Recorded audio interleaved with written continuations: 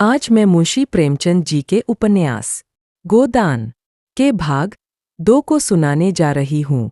उपन्यास शुरू करने से पहले हमारे चैनल को लाइक, शेयर और सब्सक्राइब करें और बेल आइकन को दबाना ना भूलें और कमेंट करके बताएं कि आपको हमारा उपन्यास कैसा लगा। तो चलिए उपन्यास की शुरुआत करते हैं। होरी अपने गांव के समीप पहुंचा तो देखा अभी तक गोबर खेत में ऊख गोड़ रहा है और दोनों लड़कियां भी उसके साथ काम कर रही है। लू चल रही थी, बगुले उठ रहे थे, भूतल धधक रहा था, जैसे प्रकृति ने वायु में आग घोल दिया हो। यह सब अभी तक खेत में क्यों है? क्या काम के पीछे सब जान देने पर तुले हुए हैं? वह खेत की ओर चला और दूर ही से चिल्लाकर बोला, आता क्यों नहीं गोबर, क्या काम ही करता रहेगा? दोपहर डल गया, कुछ सूझता है कि नहीं? उसे देखते ही तीनों ने कुदालें उठा ली और उसके साथ हो लिए। गोबर सांवला, लंबा, एकहरा युवक था, जिसे इस काम से रुचि न मालूम होती थी। प्रसन्नता की जगह मुख पर असंतोष और विद्रोह था। वह इसलिए काम में लगा हुआ था कि वह दिखाना चाहता था उसे खाने पीने की कोई फिक्र नहीं है। बड़ी लड़की सोना लज्जाशील कुमारी थी, सांवली, सुडौल, प्रसन्न और चपल। गाढ़े की लाल साड़ी जिसे वह घुटनों से मोड़कर कमर में बांधे हुए थी, उसके हल्के शरीर पर कुछ लदी हुई सी थी और उसे प्रौढ़ता की गरिमा दे रही थी। छोटी रूपा 5-6 साल की छोकरी थी, मैली, सिर पर बालों का एक घोंसला सा बना हुआ, एक लंगोटी कमर में बांधे, बहुत ही डीठ और रोनी। रूपा ने होरी की टांगों में लिपट कर कहा, काका देखो, मैंने एक डेला भी नहीं छोड़ा। बहन कहती है, जा पेड़ तले बैठ। डेले न तोड़े जाएंगे काका, तो मिट्टी कैसे बराबर होगी? होरी ने उसे गोद में उठाकर प्यार करते हुए कहा, तूने बहुत अच्छा किया बेटी, चल घर चलें। कुछ देर अपने विद्रोह को दबाए रहने के बाद गोबर बोला, यह तुम रोज रोज मालिकों की खुशामद करने क्यों जाते हो? बाकी न चुके तो प्यादा आकर गालियां सुनाता है, बेगार देनी ही पड़ती है। नजर नजराना सब तो हमसे भराया जाता है, फिर किसी की क्यों सलामी करो? इस समय यही भाव होरी के मन में भी आ रहे थे, लेकिन लड़के के इस विद्रोह भाव को दबाना जरूरी था। बोला, सलामी करने न जायन तो रहे कहाँ? भगवान ने जब गुलाम बना दिया है तो अपना क्या बस है? यह इसी सलामी की बरकत है कि द्वार पर मड़ैया डाल ली और किसी ने कुछ नहीं कहा। घूरे ने द्वार पर खूंटा गाड़ा था, जिस पर कारिंदों ने 2 रुपए डांड ले लिए थे। तलैया से कितनी मिट्टी हमने खोदी, कारिंदा ने कुछ नहीं कहा। दूसरा खोदे तो नजर देनी पड़े। अपने मतलब के लिए सलामी करने जाता हूँ। पाँव में सनीचर नहीं है और न सलामी करने में कोई बड़ा सुख मिलता है। घंटों खड़े रहो, तब जाके मालिक को खबर होती है। कभी बाहर निकलते हैं, कभी कहला देते हैं कि फुर्सत नहीं है। गोबर ने कटाक्ष किया, बड़े आदमियों की हाँ में हाँ मिलाने में कुछ न कुछ आनंद तो मिलता ही है। नहीं लोग मेंबरी के लिए क्यों खड़े हों? जब सिर पर पड़ेगी तब मालूम होगा बेटा, अभी जो चाहे कह लो। पहले मैं भी यही सब बातें सोचा करता था, पर अब मालूम हुआ कि हमारी गर्दन दूसरों के पैरों के नीचे दबी हुई है, अकड़ कर निबाह नहीं हो सकता। पिता पर अपना क्रोध उतार कर गोबर कुछ शांत हो गया और चुपचाप चलने लगा। सोना ने देखा रूपा बाप की गोद में चढ़ी बैठी है तो ईर्ष्या हुई। उसे डांट कर बोली, अब गोद से उतरकर पाँव पाँव क्यों नहीं चलती, क्या पाँव टूट गए हैं? रूपा ने बाप की गर्दन में हाथ डालकर दिखाई से कहा, न उतरेंगे, जाओ। काका, बहन हमको रोज चढ़ाती है कि तू रूपा है, मैं सोना हूँ, मेरा नाम कुछ और रख दो। होरी ने सोना को बनावटी रोष से देखकर कहा, तू इसे क्यों चढ़ाती है सोनिया? सोना तो देखने को है, निबाह तो रूपा से होता है। रूपा न हो तो रुपए कहाँ से बने, बता। सोना ने अपने पक्ष का समर्थन किया, सोना न हो मोहन कैसे बने, नथुनिया कहाँ से आए, कंठा कैसे बने? गोबर भी इस विनोदमय विवाद में शरीक हो गया। रूपा से बोला, तू कह दे कि सोना तो सूखी पत्ती की तरह पीला है, रूपा तो उजला होता है जैसे सूरज। सोना बोली, शादी ब्याह में पीली साड़ी पहनी जाती है, उजली साड़ी कोई नहीं पहनता। रूपा इस दलील से परास्त हो गई। गोबर और होरी की कोई दलील इसके सामने न ठहर सकी। उसने क्षुब्ध आंखों से होरी को देखा। होरी को एक नई युक्ति सूझ गई। बोला, सोना बड़े आदमियों के लिए है, हम गरीबों के लिए तो रूपा ही है। जैसे जो को राजा कहते हैं, गेहूं को चमार इसलिए न कि गेहूं बड़े आदमी खाते हैं जो हम लोग खाते हैं। सोना के पास इस सबल युक्ति का कोई जवाब न था। परास्त होकर बोली, माइनस तुम सब जने एक और हो गए, नहीं रुपया को रुलाकर छोड़ती। रूपा ने उंगली मटकाकर कहा, ए राम सोना चमार, ए राम सोना चमार। इस विजय का उसे इतना आनंद हुआ कि बाप की गोद में रह न सकी। जमीन पर कूद पड़ी और उछल उछल कर यही रट लगाने लगी, रूपा राजा सोना चमार, रूपा राजा सोना चमार। ये लोग घर पहुंचे तो धनिया द्वार पर खड़ी इनकी बाट जोह रही थी। रुष्ट होकर बोली, आज इतनी देर क्यों की गोबर? काम के पीछे कोई परांग थोड़े ही दे देता है। फिर पति से गर्म होकर कहा, तुम भी वहां से कमाई करके लौटे तो खेत में पहुंच गए। खेत कहीं भागा जाता था, द्वार पर कुआं था। होरी और गोबर ने एक एक कलसा पानी सिर पर उड़ेला, रूपा को नहलाया और भोजन करने गए। जौ की रोटियां थी पर गेहूं जैसी सफेद और चिकनी। अरहर की दाल थी जिसमें कच्चे आम पड़े हुए थे। रूपा बाप की थाली में खाने बैठी। सोना ने उसे ईर्ष्यार भरी आंखों से देखा, मानो कह रही थी, वाह रे दुलार। धनिया ने पूछा, मालिक से क्या बातचीत हुई? होरी ने लोटा भर पानी चढ़ाते हुए कहा, यही तहसील वसूल की बात थी और क्या। हम लोग समझते हैं बड़े आदमी बहुत सुखी होंगे, लेकिन सच पूछो तो वह हमसे भी ज्यादा दुखी है।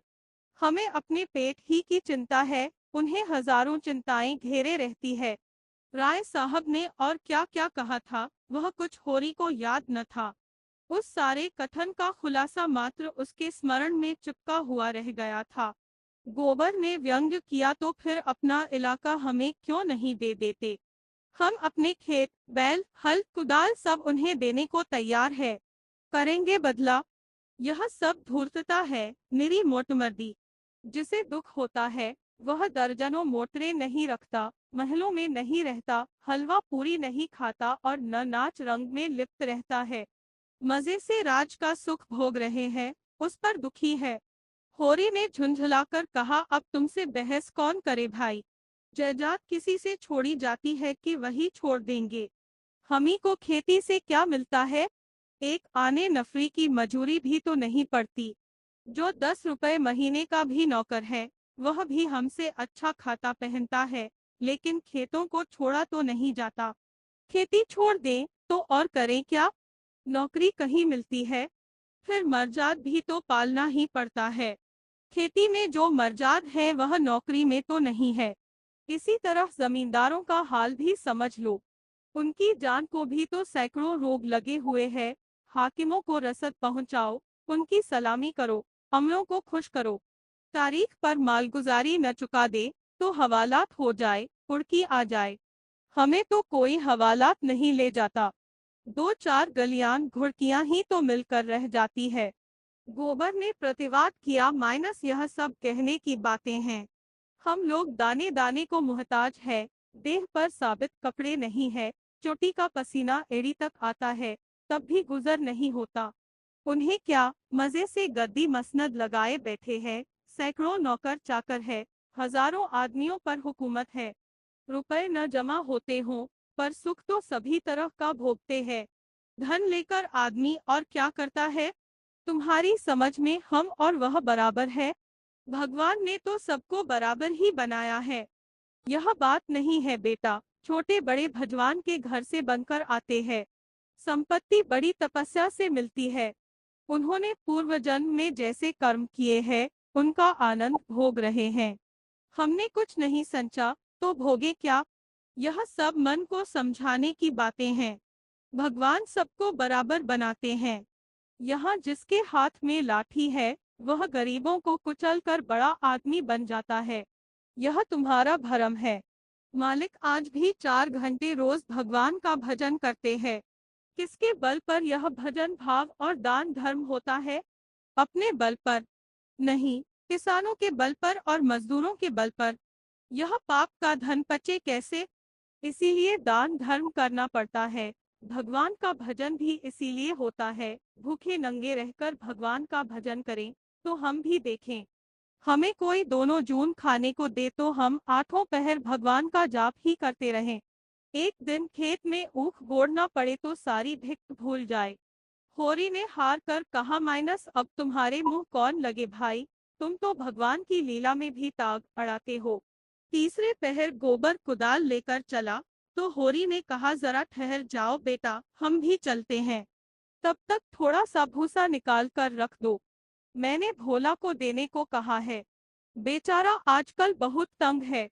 गोबर ने अवज्ञा भरी आंखों से देखकर कहा, हमारे पास बेचने को भूसा नहीं है। बेचता नहीं हूँ भाई, यूं ही दे रहा हूँ। वह संकट में है, उसकी मदद तो करनी ही पड़ेगी। हमें तो उन्होंने कभी एक गाय नहीं दे दी। दे तो रहा था, पर हमने ली ही नहीं। धनिया मटक कर बोली, गाय नहीं वह दे रहा था, इन्हें गाय दे देगा। आंख में अंजन लगाने को कभी चिल्लू भर दूध तो भेजा नहीं, गाय देगा। होरी ने कसम खाई, नहीं जवानी कसम, अपनी पछाई गाय दे रहे थे। हाथ तंग है, भूसा चारा नहीं रख सके, अब एक गाय बेचकर भूसा लेना चाहते हैं। मैंने सोचा, संकट में पड़े आदमी की गाय क्या लूंगा, थोड़ा सा भूसा दिए देता हूँ, कुछ रुपए हाथ आ जाएंगे तो गाय ले लूंगा, थोड़ा थोड़ा करके चुका दूंगा। 80 रुपए की है, मगर ऐसी कि आदमी देखता रहे। गोबर ने आड़े हाथों लिया, तुम्हारा यही धर्मात्मापन तो तुम्हारी दुर्गत कर रहा है। साफ साफ तो बात है, 80 रुपए की गाय है, हमसे 20 रुपए का भूसा ले ले और गाय हमें दे दें। 60 रुपए रह जाएंगे, वह हम धीरे धीरे दे देंगे। होरी रहस्यमय ढंग से मुस्कुराया, मैंने ऐसी चाल सोची है कि गाय सेंत मेंत में हाथ आ जाए। कहीं भोला की सगाई ठीक करनी है, बस 2-4 मन भूसा तो खाली अपना रंग जमाने को देता हूँ। गोबर ने तिरस्कार किया, तो तुम अब सबकी सगाई ठीक करते फिरोगे? धनिया ने तीखी आंखों से देखा, अब यही एक उद्यम तो रह गया है, नहीं देना है हमें भूसा किसी को। यहाँ भोली भाली किसी का कर्ज नहीं खाया है। होरी ने अपनी सफाई दी, अगर मेरे जतन से किसी का घर बस जाए तो इसमें कौन सी बुराई है। गोबर ने चिलम उठाई और आग लेने चला गया। उसे यह झमेला बिल्कुल नहीं भाता था। धनिया ने सिर हिलाकर कहा, जो उनका घर बसाएगा वह 80 रुपए की गाय लेकर चुप न होगा, एक थैली गिनवाएगा।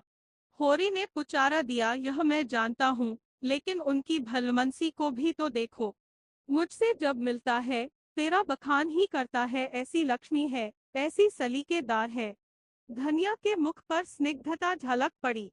मन भाई मुड़िया हिलाए वाले भाव से बोली, मैं उनके बखान की भूखी नहीं हूँ, अपना बखान धरे रहें। होरी ने स्नेह भरी मुस्कान के साथ कहा, मैंने तो कह दिया भैया, वह नाक पर मक्खी भी नहीं बैठने देती, गालियों से बात करती है, लेकिन वह यही कहे जाए कि वह औरत नहीं लक्ष्मी है। बात यह है कि उसकी घरवाली जबान की बड़ी तेज थी। बेचारा उसके डर के मारे भागा भागा फिरता था। कहता था, जिस दिन तुम्हारी घरवाली का मुंह सवेरे देख लेता हूँ, उस दिन कुछ न कुछ जरूर हाथ लगता है। मैंने कहा, तुम्हारे हाथ लगता होगा, यहाँ तो रोज देखते हैं, कभी पैसे से भेंट नहीं होती। तुम्हारे भाग ही खोटे हैं, तो मैं क्या करूं? लगा अपनी घरवाली की बुराई करने, भिखारी को भीख तक नहीं देती थी, झाड़ू लेकर मारने दौड़ती थी। लालचन ऐसी थी कि नमक तक दूसरों के घर से मांग लाती थी। मरने पर किसी की क्या बुराई करूं? मुझे देखकर जल उठती थी। भोला बड़ा गमखोर था कि उसके साथ निबाह कर दिया। दूसरा होता तो जहर खाके मर जाता। मुझसे 10 साल बड़े होंगे भोला, पर राम राम पहले ही करते हैं। तो क्या कहते थे कि जिस दिन तुम्हारी घरवाली का मुंह देख लेता हूँ, तो क्या होता है? उस दिन भगवान कहीं न कहीं से कुछ भेज देते हैं। बहुएं भी तो वैसी ही चटोरिन आई है। अब की सबों ने 2 रुपए के खरबूजे उधार खा डाले। उधार मिल जाए, फिर उन्हें चिंता नहीं होती कि देना पड़ेगा या नहीं। और भोला रोते काहे को है? गोबर आकर बोला, भोला दादा आ पहुँचे। मन दो मन भूसा हैरू वह उन्हें दे दो, फिर उनकी सगाई ढूंढने निकलो। धनिया ने समझाया, आदमी द्वार पर बैठा है, उसके लिए खाट वाट तो डाल नहीं दी, ऊपर से लगे भुनभुनाने। कुछ तो भलमनसी सीखो। कलसा ले जाओ, पानी भर कर रख दो, हाथ मुंह धोएं, कुछ रस पानी पिला दो। मुसीबत में ही आदमी दूसरों के सामने हाथ फैलाता है। होरी बोला, रस वस का काम नहीं है, कौन कोई पाहुने है। धनिया बिगड़ी, पाहुने और कैसे होते हैं। रोज रोज तो तुम्हारे द्वार पर नहीं आते, इतनी दूर से धूप घाम में आए हैं, प्यास लगी ही होगी। रुपया देख, डब्बे में तमाकू है कि नहीं, गोबर के मारे काहे को बची होगी। दौड़कर एक पैसे का तमाकू सहुआइन की दुकान से ले ले। भोला की आज जितनी खातिर हुई और कभी न हुई होगी। गोबर ने खाट डाल दी, सोना रस घोल लाई, रूपा तमाकू भर लाई। धनिया द्वार पर किवाड़ की आड़ में खड़ी अपने कानों से अपना बखान सुनने के लिए अधीर हो रही थी। भोला ने चिलम हाथ में लेकर कहा, अच्छी घरनी घर में आ जाए तो समझ लो लक्ष्मी आ गई। वही जानती है छोटे बड़े का आदर सत्कार कैसे करना चाहिए। धनिया के हृदय में उल्लास का कंपन हो रहा था। चिंता और निराशा और अभाव से आहत आत्मा इन शब्दों में एक कोमल शीतल स्पर्श का अनुभव कर रही थी। होरी जब भोला का खाचा उठाकर भूसा लाने अंदर चला, तो धनिया भी पीछे पीछे चली। होरी ने कहा, जाने कहां से इतना बड़ा खाचा मिल गया, किसी भड़भूजे से मांग लिया होगा, मन भर से कम में न भरेगा। दो खाचे भी दिए तो दो मन निकल जाएंगे। धनिया फूली हुई थी, मलामत की आंखों से देखती हुई बोली, या तो किसी को नेवता न दो और दो तो भरपेट खिलाओ। तुम्हारे पास फूल पत्र लेने थोड़े ही आए हैं कि चंगेरी लेकर चलते। देते ही हो तो 3 खाचे दे दो। भला आदमी लड़कों को क्यों नहीं लाया, अकेले कहाँ तक डोएगा, जान निकल जाएगी। 3 खाचे तो मेरे दिए न दिए जाएंगे, तब क्या एक खाचा देकर टालोगे। गोबर से कह दो अपना खाचा भरकर उनके साथ चला जाए। गोबर ऊख गोड़ने जा रहा है, एक दिन न गोड़ने से ऊख न सूख जाएगी। यह तो उनका काम था कि किसी को अपने साथ ले लेते। भगवान के दिए दो दो बेटे हैं, न होंगे घर पर, दूध लेकर बाजार गए होंगे। यह तो अच्छी दिल लगी है कि अपना माल भी दो और उसे घर तक पहुंचा भी दो। लाद दे, लदा दे, लादने वाला साथ कर दे। अच्छा भाई, कोई मत जाए, मैं पहुंचा दूंगी। बड़ों की सेवा करने में लाज नहीं है। और 3 खाचे उन्हें दे दूं तो अपने बैल क्या खाएंगे। यह सब तो नेवता देने के पहले ही सोच लेना था। न हो तुम और गोबर दोनों जने चले जाओ। मुरौवत मुरौवत की तरह की जाती है, अपना घर उठाकर नहीं दे दिया जाता। अभी जमींदार का प्यादा आ जाए तो अपने सिर पर भूसा लाद कर पहुंचाओगे तुम, तुम्हारा लड़का लड़की सब। और वहां शायद मन दो मन लकड़ी भी फाड़नी पड़े। जमींदार की बात और है। हाँ, वह डंडे के जोर से काम लेता है न। उसके खेत नहीं जोतते, खेत जोतते हैं तो लगान नहीं देते। अच्छा भाई, जान न खा, हम दोनों चले जाएंगे। कहां से कहां मैंने इन्हें भूसा देने को कह दिया। या तो चलेगी नहीं, या चलेगी तो दौड़ने लगेगी। तीनों खाचे भूसे से भर दिए गए। गोबर कुढ़ रहा था, उसे अपने बाप के व्यवहारों में जरा भी विश्वास न था। वह समझता था यह जहां जाते हैं वहीं कुछ न कुछ घर से खो आते हैं। धनिया प्रसन्न थी। रहा होरी, वह धर्म और स्वार्थ के बीच में डूब उतरा रहा था। होरी और गोबर मिलकर एक खाचा बाहर लाए। भोला ने तुरंत अपने अंगोछे का बीड़ा बनाकर सिर पर रखते हुए कहा, मैं इसे रखकर अभी भागा आता हूँ। एक खाचा और लूंगा। होरी बोला, एक नहीं, अभी 2 और भरे धरे हैं, और तुम्हें आना नहीं पड़ेगा। मैं और गोबर एक एक खाचा लेकर तुम्हारे साथ ही चलते हैं। भोला स्तंभित हो गया। होरी उसे अपना भाई बल्कि उससे भी निकट जान पड़ा। उसे अपने भीतर एक ऐसी तृप्ति का अनुभव हुआ जिसने मानो उसके संपूर्ण जीवन को हरा कर दिया। तीनों भूसा लेकर चले तो राह में बातें होने लगी। भोला ने पूछा, दशहरा आ रहा है, मालिकों के द्वार पर तो बड़ी धूमधाम होगी। हाँ, तंबू सामियाना गड़ गया है। अब की लीला में मैं भी काम करूंगा। राय साहब ने कहा है, तुम्हें राजा जनक का माली बनना पड़ेगा। मालिक तुमसे बहुत खुश है, उनकी दया है। एक क्षण के बाद भोला ने फिर पूछा, सगुन करने के रुपए का कुछ जुगाड़ कर लिया है? माली बन जाने से तो गला न छूटेगा।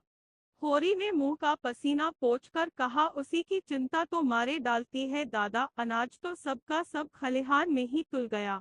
जमींदार ने अपना लिया, महाजन ने अपना लिया, मेरे लिए 5 सेर अनाज बच रहा। यह भूसा तो मैंने रातों रात डोकर छिपा दिया था, नहीं तिनका भी न बचता। जमींदार तो एक ही है, मगर महाजन 3-3 है। सहुआइन अलग, मंगरू अलग और दातादीन पंडित अलग। किसी का ब्याज भी पूरा न चुका। जमींदार के भी आधे रुपए बाकी पड़ गए। सहुआइन से फिर रुपए उधार लिए तो काम चला। सब तरह किफायत करके देख लिया भैया, कुछ नहीं होता। हमारा जन्म इसीलिए हुआ है कि अपना रक्त बहाएं और बड़ों का घर भरें। मूल का दुगना सूद भर चुका, पर मूल ज्यों का त्यों सिर पर सवार है। लोग कहते हैं, सर्दी गर्मी में तीरथ व्रत में हाथ बांधकर खर्च करो, मुदा रास्ता कोई नहीं दिखाता। राय साहब ने बेटे के ब्याह में 20,000 लुटा दिए, उनसे कोई कुछ नहीं कहता। मंगरू ने अपने बाप के कया कर्म में 5,000 लगाए, उनसे कोई कुछ नहीं पूछता। वैसा ही मर्जाद तो सबका है। भोला ने करुण भाव से कहा, बड़े आदमियों की बराबरी तुम कैसे कर सकते हो भाई? आदमी तो हम भी है। कौन कहता है कि हम तुम आदमी है? हम में आदमियत कहाँ? आदमी वह है जिनके पास धन है, अख्तियार है, इल्म है। हम लोग तो बैल है और जुतने के लिए पैदा हुए हैं। उस पर एक दूसरे को देख नहीं सकता। एका का नाम नहीं। एक किसान दूसरे के खेत पर न चढ़े तो कोई जाफा कैसे करे? प्रेम तो संसार से उठ गया। बूढ़ों के लिए अतीत के सुखों और वर्तमान के दुखों और भविष्य के सर्वनाश से ज्यादा मनोरंजक और कोई प्रसंग नहीं होता। दोनों मित्र अपने अपने दुखड़े रोते रहे। भोला ने अपने बेटों के करतूत सुनाए, होरी ने अपने भाइयों का रोना रोया और तब एक कुएं पर बोझ रखकर पानी पीने के लिए बैठ गए। गोबर ने बनिए से लोटा मांगा और पानी खींचने लगा। भोला ने सहृदयता से पूछा, अलगौझे के समय तो तुम्हें बड़ा रंज हुआ होगा। भाइयों को तो तुमने बेटों की तरह पाला था। होरी आदर कंठ से बोला, कुछ न पूछो दादा, यही जी चाहता था कि कहीं जाके डूब मरूं। मेरे जीते जी सब कुछ हो गया। जिनके पीछे अपनी जवानी धूल में मिला दी, वही मेरे मुद्दई हो गए। और झगड़े की जड़ क्या थी? यही कि मेरी घरवाली हार में काम करने क्यों नहीं जाती। पूछो, घर देखने वाला भी कोई चाहिए कि नहीं? लेना देना, धरना उठाना, संभालना सहेजना, यह कौन करे? फिर वह घर बैठी तो नहीं रहती थी। झाड़ू बुहारू, रसोई, चौका बर्तन, लड़कों की देखभाल, यह कोई थोड़ा काम है? शोभा की औरत घर संभाल लेती कि हीरा की औरत में यह सलीका था? जब से अलगौझा हुआ है, दोनों घरों में एक जून रोटी पकती है। नहीं सबको दिन में 4 बार भूख लगती थी। अब खायन 4 दफे तो देखूं। इस मालिकपन में गोबर की माँ की जो दुर्गति हुई है, वह मैं ही जानता हूँ। बेचारी अपनी देवरानियों के फटे पुराने कपड़े पहनकर दिन काटती थी, खुद भूखी सो रही होगी, लेकिन बहुओं के लिए जलपान तक का ध्यान रखती थी। अपनी देह पर गहने के नाम कच्चा धागा भी न था। देवरानियों के लिए 2-2 4-4 गहने बनवा दिए। सोने के न सही चांदी के तो है। जलन यही थी कि यह मालिक क्यों है। बहुत अच्छा हुआ कि अलग हो गए, मेरे सिर से बला टली। भोला ने एक लोटा पानी चढ़ाकर कहा, यही हाल घर घर है भैया। भाइयों की बात ही क्या, यहाँ तो लड़कों से भी नहीं पटती, और पटती इसलिए नहीं कि मैं किसी की कुचाल देखकर मुंह नहीं बंद कर सकता। तुम जुआ खेलोगे, चरस पियोगे, गांजे के दम लगाओगे, मगर आए किसके घर से? खर्चा करना चाहते हो तो कमाओ, मगर कमाई तो किसी से न होगी। खर्च दिल खोलकर करेंगे। जेठा कामता सौदा लेकर बाजार जाएगा तो आधे पैसे गायब। पूछो तो कोई जवाब नहीं। छोटा जंगी है, वह संगत के पीछे मतवाला रहता है। सांझ हुई और ढोल मजीरा लेकर बैठ गए। संगत को मैं बुरा नहीं कहता, गाना बजाना ऐब नहीं, लेकिन यह सब काम फुर्सत के है। यह नहीं कि घर का तो कोई काम न करो, आठों पहर उसी धुन में पड़े रहो।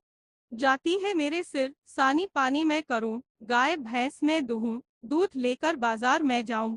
यह गृहस्थी जी का जंजाल है, सोने की हंसिया, जिसे न उगलते बनता है न निगलते। लड़की है झुनिया, वह भी नसीब की खोटी। तुम तो उसकी सगाई में आए थे, कितना अच्छा घर बर था। उसका आदमी बम्बई में दूध की दुकान करता था। उन दिनों वहां हिंदू मुसलमानों में दंगा हुआ, तो किसी ने उसके पेट में छुरा भोंक दिया, घर ही चौपट हो गया। वहां अब उसका निबाह नहीं। जाकर लिवा लाया कि दूसरी सगाई कर दूंगा, मगर वह राजी ही नहीं होती। और दोनों भावजे हैं कि रात दिन उसे जलाती रहती है। घर में महाभारत मचा रहता है। विपत की मारी यहाँ आई, यहाँ भी चैन नहीं। इन्हीं दुखड़ों में रास्ता कट गया। भोला का पुरवा था तो छोटा, मगर बहुत गुलजार। अधिकतर अहीर ही बसते थे, और किसानों के देखते इनकी दशा बहुत बुरी न थी। भोला गांव का मुखिया था। द्वार पर बड़ी सी चरनी थी, जिस पर 10-12 गायें भैंसें खड़ी सानी खा रही थी। ओसारे में एक बड़ा सा तख्त पड़ा था, जो शायद 10 आदमियों से भी न उठता। किसी खूंटी पर ढोलक लटक रही थी, किसी पर मजीरा। एक ताक पर कोई पुस्तक बस्ते में बंधी रखी हुई थी, जो शायद रामायण हो। दोनों बहुएं सामने बैठी गोबर पाट रही थी, और झुनिया चौखट पर खड़ी थी। उसकी आंखें लाल थीं और नाक के सिरे पर भी सुखीर थी। मालूम होता था अभी रोकर उठी है। उसके मांसल स्वस्थ सुभृत अंगों में मानो यौवन लहरें मार रहा था। मुंह बड़ा और गोल था, कपोल फूले हुए, आंखें छोटी और भीतर धंसी हुई, माथा पतला, पर वक्ष का उभार और गात का वही गुदगुदापन आंखों को खींचता था। उस पर छपी हुई गुलाबी साड़ी उसे और भी शोभा प्रदान कर रही थी। भोला को देखते ही उसने लपककर उनके सिर से खाचा उतरवाया। भोला ने गोबर और होरी के खाचे उतरवाए और झुनिया से बोले, पहले एक चिलम भर ला, फिर थोड़ा सा रस बना ले। पानी न हो तो गगरा ला, मैं खींच दूं। होरी महतो को पहचानती है न? फिर होरी से बोला, घरनी के बिना घर नहीं रहता भैया। पुरानी कहावत है, नाटन खेती बहुरियन घर। नाटे बैल क्या खेती करेंगे और बहुएं क्या घर संभालेंगी। जब से इसकी माँ मरी है, जैसे घर की बरकत ही उठ गई।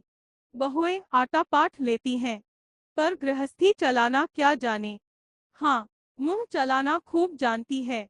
लौंडे कहीं फड़ पर जमे होंगे। सबके सब आलसी है, कामचोर। जब तक जीता हूँ, इनके पीछे मरता हूँ। मर जाऊंगा तो आप सिर पर हाथ धरकर रोएंगे।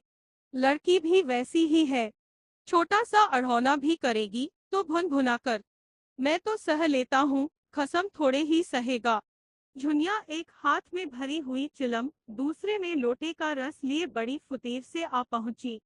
फिर रस्सी और कलसा लेकर पानी भरने चली। गोबर ने उसके हाथ से कलसा लेने के लिए हाथ बढ़ाकर झेपते हुए कहा, तुम रहने दो, मैं भरे लाता हूँ। झुनिया ने कलसा न दिया। कुएं के जगत पर जाकर मुस्कुराती हुई बोली, तुम हमारे मेहमान हो, कहोगे एक लोटा पानी भी किसी ने न दिया। मेहमान काहे से हो गया, तुम्हारा पड़ोसी ही तो हूँ। पड़ोसी साल भर में एक बार भी सूरत न दिखाए तो मेहमान ही है। रोज रोज आने से मर्जाद भी तो नहीं रहती। झुनिया हंसकर तिरछी नजरों से देखती हुई बोली, वही मर्जाद तो दे रही हूँ। महीने में एक बेर आओगे, ठंडा पानी दूंगी। 15वें दिन आओगे, चिलम पाओगे। 7वें दिन आओगे, खाली बैठने को माची दूंगी। रोज रोज आओगे, कुछ न पाओगे। दर्शन तो दोगी, दर्शन के लिए पूजा करनी पड़ेगी। यह कहते कहते जैसे उसे कोई भूली हुई बात याद आ गई। उसका मुंह उदास हो गया। वह विधवा है। उसके नारीत्व के द्वार पर पहले उसका पति रक्षक बना बैठा रहता था। वह निश्चिंत थी। अब उस द्वार पर कोई रक्षक न था, इसलिए वह उस द्वार को सदैव बंद रखती है। कभी कभी घर के सूनेपन से उकताकर वह द्वार खोलती है, पर किसी को आते देखकर भयभीत होकर दोनों पट फेर लेती है। गोबर ने कलसा भरकर निकाला। सबों ने रस पिया और एक चिलम तमाकू और पीकर लौटे। भोला ने कहा, कल तुम आकर गाय ले जाना गोबर, इस बखत तो सानी खा रही है। गोबर की आंखें उसी गाय पर लगी हुई थी और मन ही मन वह मुग्ध हुआ जाता था। गाय इतनी सुंदर और सुडौल है, इसकी उसने कल्पना भी न की थी। होरी ने लोभ को रोककर कहा, मंगवा लूंगा, जल्दी क्या है? तुम्हें जल्दी न हो, हमें तो जल्दी है। उसे द्वार पर देखकर तुम्हें वह बात याद रहेगी। उसकी मुझे बड़ी फिक्र है दादा, तो कल गोबर को भेज देना। दोनों ने अपने अपने खांचे सिर पर रखे और आगे बढ़े। दोनों इतने प्रसन्न थे मानो ब्याह करके लौटे हों। होरी को तो अपनी चिरसंचित अभिलाषा के पूरे होने का हर्ष था, और बिना पैसे के गोबर को इससे भी बहुमूल्य वस्तु मिल गई थी। उसके मन में अभिलाषा जाग उठी थी। अवसर पाकर उसने पीछे की तरफ देखा। झुनिया द्वार पर खड़ी थी, मन आशा की भांति अधीर, चंचल,